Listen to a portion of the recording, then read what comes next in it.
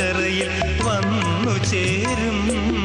ജനിമൃതികൾക്കിടയിലെ മണ്ണിലെൻ ജീവിതം ജീവനാഥ നിന്നെ വാഴ്ത്തിയിരിക്കും.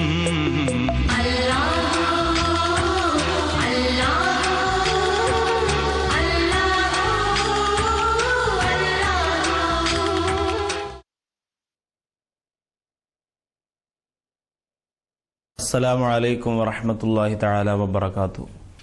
അൽഹംദുലില്ലാഹ് റബ്ബി ശ്റഹ് ലി സ്വദ്രി വയസ്സിർ ലി അംരി വഹ്ലുൽ ഉഖ്ദത്തും മിൻ ലിസാനി യഫ്ഖഹു ഖൗലി.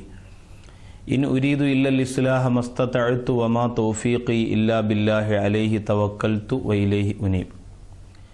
ജയന്തി ടിവിയിലെ മാന്യ പ്രേക്ഷകർക്ക് അൽഹംദുലില്ലാഹ് അല്ലാഹുവിൻ്റെ ഖുർആൻ ഇഷ്ടപ്പെടുന്ന പ്രിയപ്പെട്ട ശ്രോതാക്കൾക്ക് അൽ ജവാബ് എന്ന പ്രകൃതി ആയുർവേദ ഹോസ്പിറ്റൽ ഒരുക്കുന്ന മനോഹരമായ പ്രോഗ്രാമിലേക്ക് സ്വാഗതം.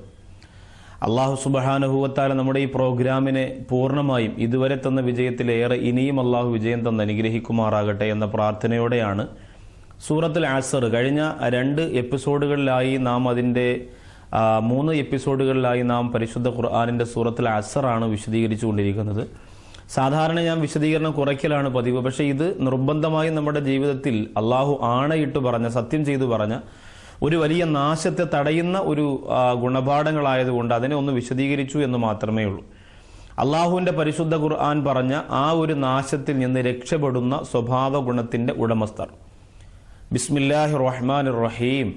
വൽ അസ്ർ ഇന്നൽ ഇൻസാന ലഫീ ഖുസ്ർ ഇല്ലല്ലദീന ആമനു വഅമിലുസ് സ്വാലിഹാത്ത് വതവാസോ ബിൽ ഹഖ് വതവാസോ ബിസ് സബ്ർ.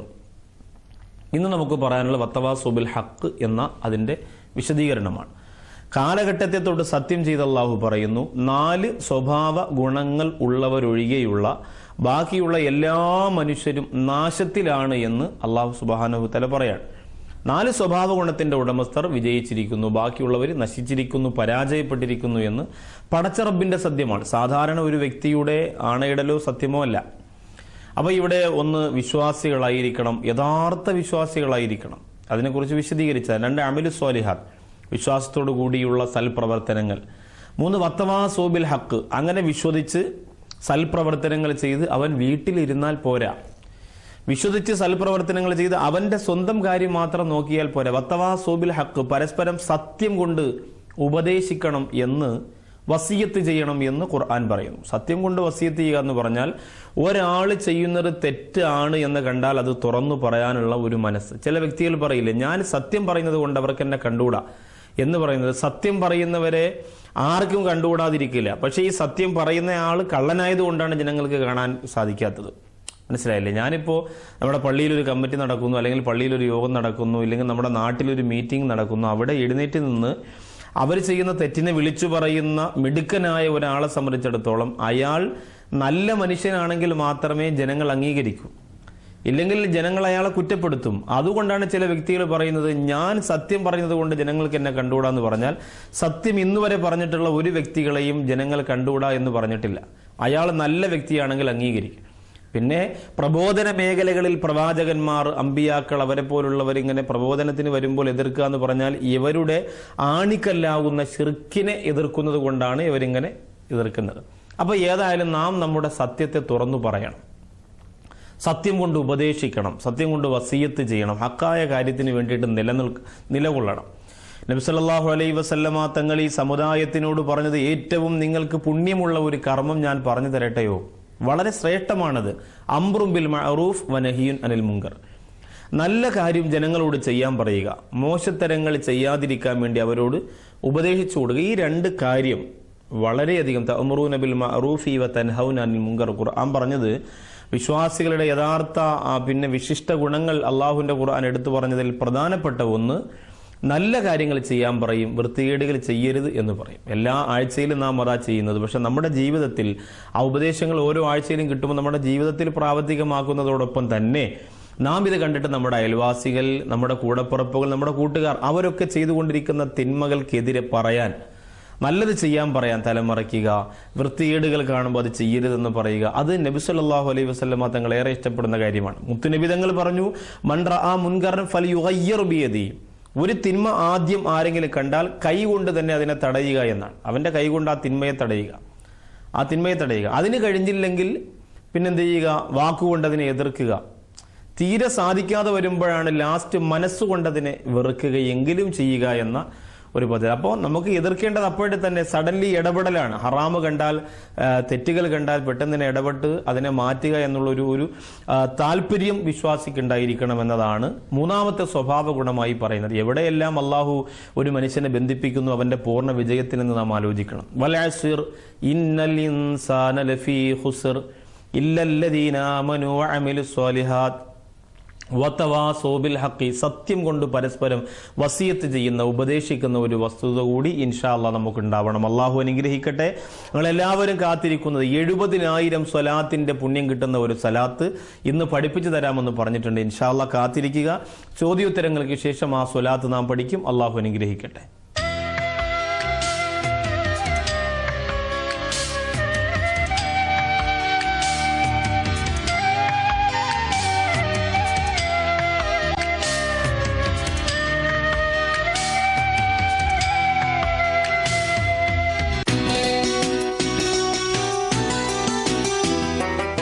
അസ്സലാമു അലൈക്കും. പ്രകൃതി ആയുർവേദ ഹോസ്പിറ്റലിന്റെ അൽ ജവാബ് പ്രോഗ്രാമിലേക്ക് സ്വാഗതം. ആദ്യത്തെ ചോദ്യമാണ്: വീട് താമസമാകുമ്പോൾ ആദ്യം പാല് തന്നെ വേണം എന്ന് നിർബന്ധമുണ്ടോ? നമ്മുടെ നാട്ടിൽ അതിനെ ചൊല്ലി ഒരു വലിയ പ്രശ്നം തന്നെ ഉണ്ടായി. എന്താണ് ഉസ്താദിന്റെ അഭിപ്രായം? ഹക്കീം തൊടുപുഴ നിന്നുമാണ് ചോദിച്ചിരിക്കുന്നത്. വീട് പുനതാമസമാകുന്നതിന്റെ ഒന്നാമത്തെ ദിവസം രാവിലെ, പ്രഭാത സമയമാണല്ലോ ഏറ്റവും ഹൈറായ സമയം. അപ്പോൾ രാവിലെ പാല് അടുപ്പിൽ കൊണ്ടുവന്ന് ചൂടാക്കുക, ആ പാല് എല്ലാവർക്കും കൊടുക്കുക. അങ്ങനെ ഒരു ശൈലി എല്ലാ സ്ഥലത്തും നടന്നു വരുന്നുണ്ട്.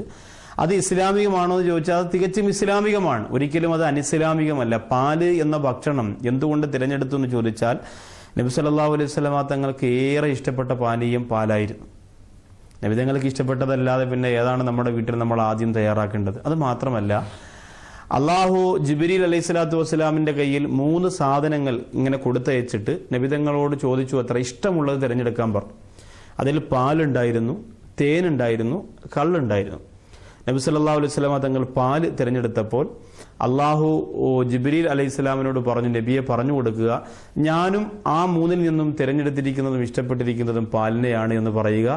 അപ്പോൾ അള്ളാഹു ഇഷ്ടപ്പെട്ട, നബിതങ്ങൾ ഇഷ്ടപ്പെട്ട ആ പാനീയമാണ് നമ്മുടെ ഭവനത്തിൽ ഒരിക്കലും ദാരിദ്ര്യവും കഷ്ടപ്പാടൊന്നും വരാതിരിക്കാൻ വേണ്ടി ആ ഇഷ്ടപാനീയം തന്നെ നമ്മൾ ആദ്യം കൊടുക്കുന്നു എന്ന് മാത്രമേ ഉള്ളൂ. ഇത് അതിനിടയിൽ പിന്നെ നോട്ടീസ് ഇറക്കി അടിയുണ്ടാക്കി എല്ലാ സ്ഥലത്തും ഫിത്നയുടെ ആൾക്കാരുള്ളത് പോലെ പുനതാമസമാകുന്നതിൻ്റെ അന്നും വരുന്നു എന്നത് കേൾക്കുമ്പോൾ വലിയ സങ്കടമുണ്ട്.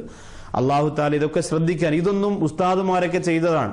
വലിയ വലിയ മഹാന്മാരൊക്കെ പഴയ കാലത്ത് ചെയ്ത് കാണിച്ചു തന്ന, നബിതങ്ങൾ ഏറെ ഇഷ്ടപ്പെട്ട പാനീയമായതുകൊണ്ടാണ് അങ്ങനെ ചെയ്തത്. തഴവ ഉസ്താദൊക്കെ ഏത് വീട് പുനതാമസത്തിന് പോയാലും അങ്ങനെ പാല് അടുപ്പിൽ ചെന്ന് ഉസ്താദ് ഇങ്ങനെ കത്തിച്ചു കൊടുക്കുന്നത് വരെ പലരും എന്നോട് പറഞ്ഞിട്ടുണ്ട്. അപ്പോൾ അത് വളരെ ശ്രദ്ധിക്കണം. പാല് തന്നെയാണ് അൽഹംദുലില്ലാ വീട് താമസമാകുമ്പോൾ ആദ്യം തയ്യാറാക്കേണ്ടുന്ന ഉത്തമ പാനീയം. മകന് അഖീഖ അറുത്ത് കൊടുത്തില്ല, അവൻ മരണപ്പെട്ടു പോയി, ഇനി അറുത്ത് കൊടുക്കണമോ? ഒരു സഹോദരിയുടേതാണ് ഈ ചോദ്യം. 60 ദിവസത്തിനകത്ത് അഖീഖ അറുത്ത് കൊടുക്കുക, അതുപോലെ തന്നെ മുടി കളഞ്ഞിട്ട് അതിന്റെ തൂക്കം അനുസരിച്ച് സ്വർണമോ വെള്ളിയോ കൊടുക്കുക, അതൊക്കെയാണ് ഇസ്ലാമിക നിയമം. എങ്കിലും പ്രായപൂർത്തിയാകുന്നതിന് മുമ്പ് കൊടുത്താൽ മതി എന്ന് ധാരാളം പേര് പറഞ്ഞിട്ടുണ്ട്. മാത്രമല്ല, ഇനി പ്രായപൂർത്തിയായാൽ മകൻ തന്നെ സ്വന്തം നഫ്സിന് വേണ്ടിയുള്ള അഖീഖ അവൻ ഉപ്പാക്കും ഉമ്മാക്കും കഴിവില്ലാത്തത് കൊണ്ട് അവൻ അങ്ങനെ ചെയ്യാം. കഴിവുള്ളവർ മാത്രം ഇത് ചെയ്താൽ മതി. ചില വ്യക്തികളൊക്കെ സാമ്പത്തികമായി കഴിവില്ലെങ്കിൽ പോലും ഞാനത് ചെയ്യണമല്ലോ എന്ന് പറഞ്ഞ് കടം വാങ്ങിയിട്ടൊക്കെ ചെയ്യലുണ്ട്. അങ്ങനെ ചെയ്യണ്ട. കഴിവുള്ളവർ മാത്രം അത് ചെയ്താൽ മതി. ഇനി മകൻ മരണപ്പെട്ടു പോയാൽ പിന്നെ അഖീഖ ജീവിതത്തിന്റെ നന്മയ്ക്ക് വേണ്ടിയും ആഖിറത്തിലെ ശഫാഅത്തിന് പിന്നെ അനുവദനീയമാകുന്നതിന് വേണ്ടിയിട്ടൊക്കെയാണ് അഖീഖ അറുക്കുക. മകൻ മരണപ്പെട്ടു പോയാൽ അഖീഖ അറുത്തു കൊടുക്കണമെന്നില്ല. എങ്കിൽ പോലും ആ മകന് വേണ്ടിയിട്ട് നിങ്ങൾ നിയ്യത്ത് ചെയ്താൽ പിന്നെ ആടോ മാടോ ഒക്കെ വാങ്ങി അറുത്ത് അവന് വേണ്ടി ദുആ ചെയ്യാവുന്നതാണ്. അഖീഖ എപ്പോഴും നമ്മുടെ മക്കളുടെ മേൽ നമുക്കൊരു ബാധ്യതയാണ്. ഇൻഷാ അല്ലാഹ് അത് കഴിവിന്റെ പരമാവധി ശ്രദ്ധിച്ച് അവർ ഒരു പ്രായപൂർത്തി എത്തുന്നതിന് മുമ്പ് തന്നെ നമുക്ക് ചെയ്തു കൊടുക്കാൻ പറ്റിയാൽ അത്രയും ഖൈറാണ്. അതൊക്കെ വളരെ ശ്രദ്ധിക്കുന്നത് നന്മയാണ്. ഇനിയും ഇത്തരം കാര്യങ്ങൾ ശ്രദ്ധ ചെലുത്താനും ഗൗരവത്തോടു കൂടി ആലോചിക്കാനും അള്ളാഹു തൗഫീക്ക് തരുമാറാകട്ടെ. ഏത് തെറ്റിനാണ് തൗബ സ്വീകരിക്കാത്തത്? ഫാത്തിമ മുക്കത്ത് നിന്നും ചോദിച്ചിരിക്കുന്നു. തൗബ, എല്ലാ തെറ്റിനും തൗബ ആവശ്യമാണ്. നിബന്ധനകളുണ്ടല്ലോ. തൗബയുടെ നിബന്ധന നാം ഒരുപാട് പ്രോഗ്രാമിൽ പറഞ്ഞിട്ടുള്ളതാണ്. സൃഷ്ടികളോട് ബന്ധപ്പെട്ട 4 നിബന്ധനയും സൃഷ്ടാവിനോട് ബന്ധപ്പെട്ട 3 നിബന്ധനയും. പാപത്തിൽ നിന്ന് ഒഴിവാകുക, ഖേദിച്ചു മടങ്ങുക, ഇനി ഒരിക്കലും മടങ്ങൂല എന്ന് പ്രതിജ്ഞ എടുക്കുക, അങ്ങനെയൊക്കെയുള്ള പിന്നെ ഫസാദ് നീവത്തും പറഞ്ഞാൽ പോയി പൊരുത്തം ചോദിക്കുക. ഇങ്ങനെയുള്ള നിബന്ധനകൾക്ക് ശേഷം തൗബ ചെയ്താൽ എല്ലാ തെറ്റിനും തൗബ പരിഹാരമാണ്. പക്ഷെ നിബന്ധനകൾക്ക് വിധേയമായിട്ട് ചെയ്തെങ്കിൽ മാത്രമേ ആ തെറ്റുകൾക്ക് അതൊരു പരിഹാരമാവുകയുള്ളൂ എന്ന് മാത്രമേ ഉള്ളൂ. റമളാനിലെ ഉംറയ്ക്ക് ഹജ്ജിന്റെ കൂലി കിട്ടുമോ? ജമീല പെരുമ്പാവൂർ നിന്നുമാണ് ഇത് ചോദിച്ചത്. തീർച്ചയായും നബി സല്ലല്ലാഹു അലൈഹി വസല്ലം തങ്ങൾ അങ്ങനെ ഒരു സംഭവം പറഞ്ഞിട്ടുണ്ട്. പരിശുദ്ധ റമളാൻ മാസത്തിൽ ഉംറയ്ക്ക് പോയാൽ അതിന് ഒരു ഹജ്ജിന്റെ കൂലിയാണ് എന്ന് പറഞ്ഞു.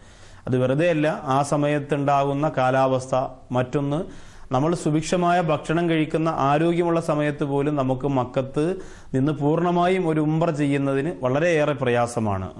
ജനത്തിരക്കിനിടയിൽ തവാഫ് ചെയ്യുക പോലെയുള്ള പല കാര്യങ്ങൾക്കും നമുക്ക് ഏറെ കഷ്ടപ്പെടേണ്ടി വരുന്നുണ്ട്. ഓരോ പ്രാവശ്യവും അത് കഴിയുമ്പോൾ, ഓരോ തവാഫ് കഴിയുമ്പോൾ, അല്ലെങ്കിൽ നമ്മൾ എന്ത് ചെയ്യുന്നു, ഓരോ അമലുകൾ കഴിയുമ്പോൾ നാം വേഗം സംസമിന്റെ അടുത്തേക്ക് പോയി വെള്ളം കുടിക്കലാണ് പതിവ്. അത്രയ്ക്ക് ക്ഷീണം അവിടെ ചെല്ലുമ്പോൾ ഉണ്ടാവും. ആ ക്ഷീണമുള്ള സമയത്ത് നോമ്പുകാരനായിട്ട് അതൊക്കെ ചെയ്യുക എന്ന് പറയുമ്പോൾ തീർച്ചയായും അള്ളാഹു കാരുണ്യവാനാണ്, മുത്തുനിബിതങ്ങൾ ഏറെ സ്നേഹമുള്ളവരുമാണ്. അതുകൊണ്ട് തന്നെ ഒരു ഹജ്ജിന്റെ പ്രതിഫലമാണ് ഈ ഉംറയ്ക്ക് തരുന്നത് എന്ന് നബി സല്ലല്ലാഹു അലൈഹി വസല്ലം തങ്ങൾ പറഞ്ഞിട്ടുണ്ട്. സ്റ്റാമ്പ്, നാണയം എന്നിവ ശേഖരിക്കുമ്പോൾ അതിൽ ചിത്രങ്ങളും മറ്റും ഉണ്ടല്ലോ. ഇസ്ലാമിക ദൃഷ്ടാന്തം ഇതിന് അനുവദനീയമാണോ? കൊറ്റായി സെയ്ദ് മുഹമ്മദാണ് ഈ ചോദ്യം ചോദിച്ചിരിക്കുന്നത്. ഇസ്ലാമിക ദൃഷ്ട്യാ സ്റ്റാമ്പ്, നാണയത്തുട്ടുകൾ, ഈ സാധാരണ രൂപങ്ങൾ വീട്ടിൽ സൂക്ഷിക്കാൻ പാടില്ല എന്നതാണ് നിയമം. കുട്ടികൾക്ക് കളിക്കുന്നതിന് വേണ്ടി കുരങ്ങന്റെയും നായയുടെയും അതുപോലെ മനുഷ്യരുടെയൊക്കെ രൂപത്തിലുള്ളത് കളിക്കുന്നതിന് വേണ്ടി വാങ്ങിക്കൊടുക്കുന്നത് തെറ്റില്ല. പക്ഷെ ആ കളിക്കാൻ വാങ്ങിയതിനെ നമ്മൾ എന്ത് ചെയ്യാൻ പാടില്ല? ഷോക്കേഴ്സിൽ വെക്കാൻ പാടില്ല. അത് ഇസ്ലാമിക നിയമമാണ്. അപ്പോൾ ഈ ചെറിയ നാണയത്തുട്ടുകൾ, സ്റ്റാമ്പ്, മക്കൾക്ക് പഠിക്കുന്നതിന് വേണ്ടിയിട്ടൊക്കെ സ്റ്റാമ്പ് ശേഖരണം നടത്തലുണ്ട്. അപ്പോൾ പിന്നെ എന്തെങ്കിലും അവാർഡുകൾ കിട്ടുന്നതിന് വേണ്ടി, അല്ലെങ്കിൽ മറ്റെന്തെങ്കിലും റിസർച്ചുകൾ നടത്തുന്നതിന് വേണ്ടിയിട്ടൊക്കെ അങ്ങനെ നാണയത്തുട്ടുകൾ, സ്റ്റാമ്പുകളൊക്കെ ശേഖരിച്ച്, അതൊന്നും ഒരിക്കലും നമ്മൾ ഈ പറഞ്ഞ നിയമത്തിൻ്റെ അത് എതിരാകുന്നില്ല. ഇസ്ലാമിക നിയമപ്രകാരത്തിൽ ഇങ്ങനെയുള്ള രൂപങ്ങളെ ആദരിക്കലും അതിനെ സൂക്ഷിക്കലും അതിനെ വീടിന്റെ ഫ്രണ്ടിൽ ഒരു അലങ്കാരമായി സൂക്ഷിച്ചു വെക്കലും ഒക്കെ വളരെ തെറ്റ് തന്നെയാണ്. ഇത് നമ്മുടെ ജീവിതവുമായി ബന്ധപ്പെട്ട പല ആവശ്യങ്ങൾക്ക് വേണ്ടിയും പഠന കാര്യങ്ങൾക്ക് വേണ്ടിയിട്ടൊക്കെ ഇതിനെ ഉപയോഗപ്പെടുത്താം. ഒരിക്കലും അത് തെറ്റുള്ള കാര്യമല്ല. ഒരു യത്തീം കുട്ടിയുടെ കല്യാണത്തിന് സ്വർണം കൊടുക്കാൻ നിയ്യത്ത് ചെയ്ത് വെച്ചിരുന്നു. ഭർത്താവ് സമ്മതിക്കുന്നില്ല. ആ കുട്ടിയുടെ കല്യാണവുമായി ഞാൻ ഇനി എന്തു ചെയ്യും? ഷാജിദ പാലക്കാട് നിന്നും ചോദിച്ചിരിക്കുന്നു. നമ്മുടെ സ്വന്തം എനിക്കിപ്പോൾ എൻ്റെ പോക്കറ്റിൽ ഒരു 5000 രൂപയുണ്ട്. എൻ്റെ കാശാണ്. ഞാൻ ആ 5000 രൂപ എടുത്തിട്ട് ഇത് ഒരു യത്തീമിന് കൊടുക്കാൻ നിയ്യത്ത് ചെയ്തിരിക്കുന്നു എന്ന് പറഞ്ഞാൽ ആ തുക നമ്മൾ നിർബന്ധമായും യത്തീമിന് തന്നെ കൊടുക്കണം. ആ കാശ് എൻ്റെതാണെങ്കിൽ. വേറെ ആരെങ്കിലും എൻ്റെ പോക്കറ്റിൽ 5000 കൊണ്ട് വെച്ചിട്ട് പോയാൽ ഞാൻ നിയ്യത്ത് ചെയ്യാൻ പാടില്ല. ഞാനിവിടെ പറഞ്ഞു വന്നത്, ഭാര്യ ഒരു തീരുമാനമെടുക്കുമ്പോൾ അത് ഭർത്താവിനെ കൂടി അറിയിക്കുന്നത് എപ്പോഴും നല്ലതാണ്. നമ്മളിപ്പോൾ നല്ല കഴിവുള്ള ഭാര്യമാരായിരിക്കാം, ശരിയാണ്, ബുദ്ധി ഉണ്ടായിരിക്കാം, സാമ്പത്തികം ഉണ്ടായിരിക്കും, ഒക്കെ ചെയ്യാം. എങ്കിലും ഭർത്താവ് എന്ന് പറയുന്ന ഒരു വ്യക്തി വീട്ടിലോ അല്ലെങ്കിൽ ഗൾഫിലോ അല്ലെങ്കിൽ നാട്ടിലോ എവിടെയാണെങ്കിലും നീയുമായി ബന്ധപ്പെട്ടുണ്ടെങ്കിൽ ആ ഭർത്താവിനോട് ആലോചിച്ച് ഇത്തരം കാര്യങ്ങൾ ചെയ്യുമ്പോഴാണ് നന്മയും പ്രതിഫലവും കൂടുതൽ കിട്ടുന്നത്. ഇനി ഭർത്താവ് അതിനൊക്കെ തടസ്സമായി നിൽക്കുമെന്ന് തോന്നിയാൽ ഒരു ഭാര്യയ്ക്ക് ചെയ്യാം. പക്ഷെ അത് സ്വന്തം ഭർത്താവിന്റെ അവകാശപ്പെട്ട സ്വത്തിൽ നിന്നാകാൻ പാടില്ല. ഭർത്താവിന്റെ പേരിൽ സ്വത്തുണ്ടെങ്കിൽ, ഭർത്താവിന്റെ കീഴിൽ സാമ്പത്തികമുണ്ടെങ്കിൽ അതിൽ നിന്നാകാൻ പാടില്ല. നിനക്ക് നിന്റെ സാമ്പത്തികമായിട്ട് എടുത്ത് കാണിക്കാനുണ്ടെങ്കിൽ വ്യക്തിപരമായി നിനക്കത് യത്തീമീങ്ങൾക്കാണോ പള്ളിക്കാണോ ആർക്ക് വേണോ നിയ്യത്ത് ചെയ്ത് കൊടുക്കൽ അനുവദനീയമാണ്. ഭർത്താവ് സമ്മതിക്കാതിരിക്കുമ്പോഴും നിനക്ക് കൊടുക്കാം, നിന്റെ സ്വത്താണെങ്കിൽ മാത്രം. ഭർത്താവിന്റെ സ്വത്താണെങ്കിൽ തീർച്ചയായും അനുവാദമുണ്ടെങ്കിൽ മാത്രമേ ചെയ്യാൻ പാടുള്ളൂ. തല തടവുമ്പോൾ വിഗിന്റെ മേൽ തടവിയാൽ അത് ശരിയാകുമോ? ഒരു കൂട്ടം ചെറുപ്പക്കാരാണ് ഇത് ചോദിച്ചിരിക്കുന്നത്. ഇപ്പോൾ സാധാരണ വളരെ സജീവമാണ്.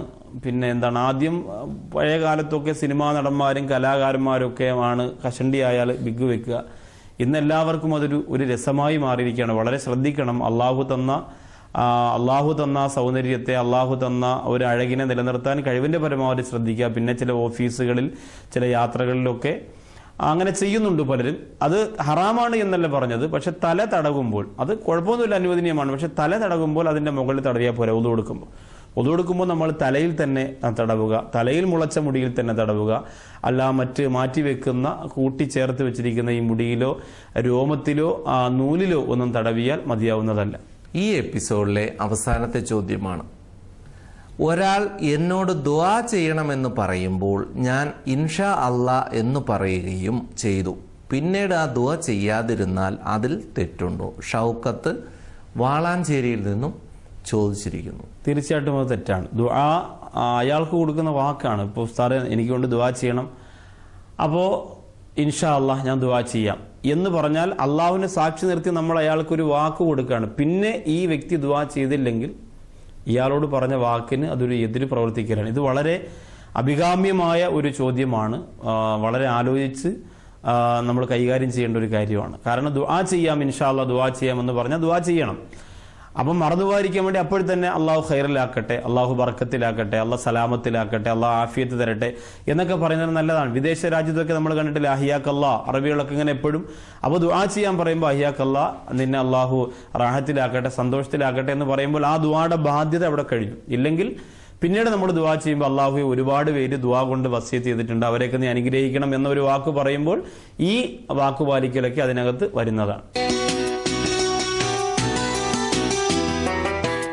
അൽഹംദുലില്ലാ, നാം ഇന്ന് പഠിക്കുന്ന സ്വലാത്ത് വളരെയേറെ ശ്രേഷ്ഠതകളുള്ള ഒരു സ്വലാത്താണ്. 70,000 സ്വലാത്ത് ചൊല്ലിയതിൻ്റെ പുണ്യം ഒറ്റ സ്വലാത്ത് കൊണ്ട് കിട്ടും.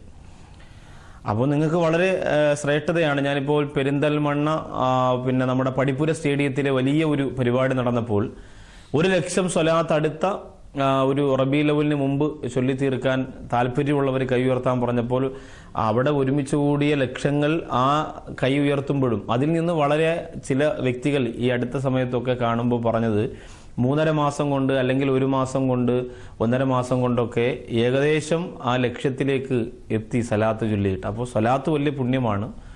ഈ 70,000 സലാത്തിന്റെ പുണ്യം കിട്ടുന്ന ഈ സ്വലാത്ത് ഇൻഷാ അല്ലാഹ് എല്ലാവരും പഠിക്കുക, എഴുതിയെടുക്കുക. അള്ളാഹു മനസ്സിലാക്കാൻ തൗഫീക്ക് തരട്ടെ. അല്ലാഹുമ്മ സ്വല്ലി അലാ സയ്യിദിനാ മുഹമ്മദിൻ വ അലാ ആലി സയ്യിദിനാ മുഹമ്മദിൻ അദദ മൻ സ്വല്ലാ അലൈഹി മിനൽ ജിന്നി വൽ ഇൻസി വൽ മലായികത്തി മിൻ യൗമ ഖലഖ്തദ് ദുനിയാ ഇലാ യൗമിൽ ഖിയാമ.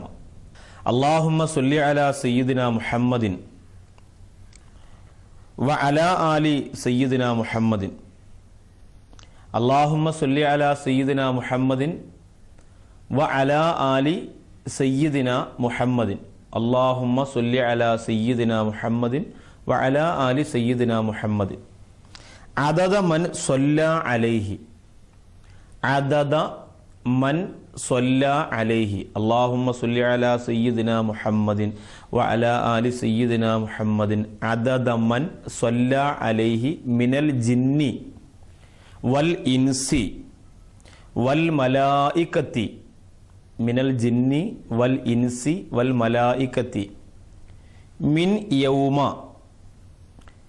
ഖലഖ്തദ് ദുനിയാ ഇലാ യൗമിൽ ഖിയാമ. മിൻ യൗമ ഖലഖ്തദ് ദുനിയാ ഇലാ യൗമിൽ ഖിയാമ. ഒന്നുകൂടി പറയാം. അല്ലാഹുമ്മ സ്വല്ലി അലാ സയ്യിദിനാ മുഹമ്മദിൻ വ അലാ ആലി സയ്യിദിനാ മുഹമ്മദിൻ അദദ മൻ സ്വല്ലാ അലൈഹി മിനൽ ജിന്നി വൽ ഇൻസി വൽ മലായികത്തി മിൻ യൗമ ഖലഖ്തദ് ദുനിയാ ഇലാ യൗമിൽ ഖിയാമ. അല്ലാഹുമ്മ സ്വല്ലി അലാ സയ്യിദിനാ മുഹമ്മദിൻ വ അലാ ആലി സയ്യിദിനാ മുഹമ്മദിൻ. അല്ലാഹുവേ, മുത്തുനബി സല്ലല്ലാഹു അലൈഹി വസല്ലമ തങ്ങളുടെ മേലിലും അവിടുത്തെ കുടുംബങ്ങളിലും നീ ഗുണവും രക്ഷയും ചൊരിയണമേ. അദദ മൻ സ്വല്ലാ അലൈഹി, ആ മുത്തുനബി തങ്ങൾക്ക് സ്വലാത്ത് ചൊല്ലുന്ന ഒരാളുടെ എണ്ണം അനുസരിച്ച് മിനൽ ജിന്നി വൽ ഇൻസി വൽ മലായികത്തി, മലക്കുകൾ, ജിന്നുകൾ, മനുഷ്യർ, ഇവരൊക്കെ നബിതങ്ങൾക്ക് സലാത്ത് ചെല്ലുന്നുണ്ട്. അവരുടെ എണ്ണം അനുസരിച്ച് സലാത്ത് നീ നബിതങ്ങൾക്കും കുടുംബത്തിനും കൊടുക്കണമേ. മിൻ യൗമ, ഏത് ദിവസം മുതൽ ചെല്ലുന്നു? മിൻ യൗമ ഖലഖ്തദ് ദുനിയാ, ദുനിയാവിനെ പടച്ചതിന്റെ അന്ന് മുതൽ ഇലാ യൗമിൽ ഖിയാമ, ഖിയാമത്ത് നാൾ വരെ. ദുനിയാവിനെ പടച്ചതിന്റെ അന്ന് മുതൽ ഖിയാമത്ത് നാൾ വരെ മുഹമ്മദ് നബി സല്ലല്ലാഹു അലൈഹി വസല്ലമ തങ്ങൾക്കും കുടുംബത്തിനും മനുഷ്യർ, ജിന്ന്, മലക്കുകൾ ഇവരിൽ നിന്നും സലാത്ത് ചെല്ലുന്നവരുടെ എണ്ണം അനുസരിച്ച് രക്ഷയും ഗുണവും ചൊരിഞ്ഞു കൊടുക്കണമെന്ന മനോഹരമായ പ്രാർത്ഥന. അൽഹംദുലില്ലാഹ്, ഈ സ്വലാത്ത് ഒന്നിന് 70,000 സ്വലാത്തിന്റെ പുണ്യമാണ് നമുക്ക് കിട്ടുന്നത്. നിരന്തരം ചൊല്ലിക്കോ, സാധാ സ്വലാത്തിന്റെ കൂടെ തന്നെ ചൊല്ലിക്കോ. എത്ര പ്രാവശ്യം ചെല്ലാൻ പറ്റുമോ അത്രത്തോളം പ്രാവശ്യം ചെല്ലണം. അല്ലാതെ ഇനി അഡ്രസ്സിലേക്ക് അടുത്ത കഴിഞ്ഞ ആഴ്ച പറഞ്ഞ സ്വലാത്ത് എത്ര പ്രാവശ്യം ചെല്ലേണ്ടത്, എന്നാ ചൊല്ലേണ്ടത്, എപ്പോഴാ ചൊല്ലേണ്ടത്, എങ്ങനെയാ ചൊല്ലേണ്ടത്, അങ്ങനെയൊന്നും ചോദിക്കണ്ട. ഈ സ്വലാത്ത് നമുക്ക് സൗകര്യമുള്ള സമയത്തൊക്കെ നമുക്കൊരു എണ്ണം അനുസരിച്ച് എത്ര വേണമെങ്കിലും നമ്മുടെ ജീവിതത്തിന്റെ വിഷമങ്ങൾ മാറാൻ, ബുദ്ധിമുട്ടുകൾ മാറാൻ, രോഗങ്ങൾ മാറാൻ ഒക്കെ നമുക്ക് ചെയ്യാം. അടുത്ത ആഴ്ചയിൽ നമ്മൾ പഠിക്കുന്നത് ധാരാളം വിപത്തുകൾ നമ്മുടെ ജീവിതത്തിൽ സംഭവിക്കുന്നുണ്ട്. പലപ്പോഴും പല ആപത്തുകൾ, അപകടങ്ങൾ, ദുരന്തങ്ങൾ വരാതിരിക്കാൻ വേണ്ടി പറഞ്ഞ് പഠിപ്പിച്ചു തന്നിട്ടുണ്ട്. അപ്പോൾ ആ ദുആ ഒന്നും പോരല്ലോ, ഒരു വലിയ വിപത്തിനെ തടയാൻ അത്രയൊന്നും ദുആ പോരാ. അതിന്റെ കൂടെ അല്ലാഹു സുബ്ഹാനഹു വ തആല വരാനിരിക്കുന്ന അപകടങ്ങളെ തൊട്ട് ഞങ്ങളെ കാത്തുരക്ഷിക്കാൻ, ദുരന്തങ്ങളില്ലാതിരിക്കാൻ, വിപത്തുകൾ ഇല്ലാതിരിക്കാൻ വേണ്ടിയിട്ടുള്ള ഒരു ദുആയാണ് ഇൻഷാ അല്ലാഹ് അടുത്ത ആഴ്ചയിൽ പഠിക്കുന്നത്. എല്ലാവരും കാത്തിരിക്കുക. ഈ വിനീതനും എന്നോടൊപ്പമുള്ളവർക്കും വേണ്ടി നിങ്ങൾ എന്നും ദുആ രക്കുക. ഇൻഷാ അല്ലാഹ് കൃത്യമായും നമ്മുടെ ഈ പ്രോഗ്രാം നിങ്ങൾക്ക് മുന്നിൽ എത്തിക്കുന്നത് നമ്മുടെ പ്രകൃതി ആയുർവേദ ഹോസ്പിറ്റലാണ്. അൽഹംദുലില്ലാഹ് വലിയ മാറ്റമാണ് അവിടുത്തെ ചികിത്സയിൽ രോഗികൾക്ക് ഉണ്ടായിക്കൊണ്ടിരിക്കുന്നത്. പ്രത്യേകിച്ച് ഷുഗർ രോഗമൊക്കെ ഒരു 101% മാറ്റാനുള്ള മരുന്ന് അവിടെ ഉണ്ടെന്ന് പോയവർ പറയുന്നു. ബാക്കിയുള്ള രോഗങ്ങളൊക്കെ അൽഹംദുലില്ലാഹ് അവിടുത്തെ മരുന്നുകൾ കഴിച്ച് എല്ലാ സദസ്സിലും ഇൻഷാ അല്ലാഹ് ദുആരക്കും അല്ലാഹു ആഫിയത്തും ഷിഫാവും തന്ന് അനുഗ്രഹിക്കട്ടെ. ആ സ്ഥാപനത്തിൽ അതിന്റെ ബഹുമാനപ്പെട്ട ഷഫീ ഡോക്ടർക്ക് അല്ലാഹു നല്ല ഷിഫായിന്റെ പേര് പോലെ തന്നെ ഷിഫായിന്റെ മധുരം അല്ലാഹു വിളമ്പി കൊടുക്കട്ടെ എന്ന പ്രാർത്ഥനയോടെ നിങ്ങളുടെ കത്തുകൾ അയക്കേണ്ടുന്ന വിലാസം AM നൗഷാദ് ബാക്കവി, ചീഫ് ഇമാം, വള്ളക്കടവ് മുസ്ലിം ജമാഅത്ത്, തിരുവനന്തപുരം. വീട്ടിലേക്ക് കത്തുകൾ അയക്കുമ്പോൾ AM Naushad Baqavi, Al Jawab, Darul Ishq, Thennoorkonam, മുടവരം PO, Chirayinkeezhu, Thiruvananthapuram എന്ന വിലാസത്തിൽ ഇൻഷാ അല്ലാഹ് അയക്കുക. എല്ലാവരും കൊതിയോടുകൂടി അടുത്ത ആഴ്ചയിലെ ഖുർആനിന്റെ വിഭവങ്ങളുമായി വരുന്ന അൽ ജവാബിന് വേണ്ടി കാത്തിരിക്കുക, ദുആ ചെയ്യുക. ഇതേ സമയം ഇതേ പ്രോഗ്രാമുമായി അടുത്ത ആഴ്ചയിൽ ഇൻഷാ അല്ലാഹ് നമുക്ക് വീണ്ടും കണ്ടുമുട്ടാം. അസ്സലാമു അലൈക്കും വറഹ്മത്തുള്ളാഹി തആല വബറകാതുഹു. പൊഴിഞ്ഞു വീണൻ പാരിലെ ജീവതരുവിൽ നിന്നും പാപങ്ങളെത്ര പൊഴിഞ്ഞു വീണൻ പാരിലെ ജീവതരു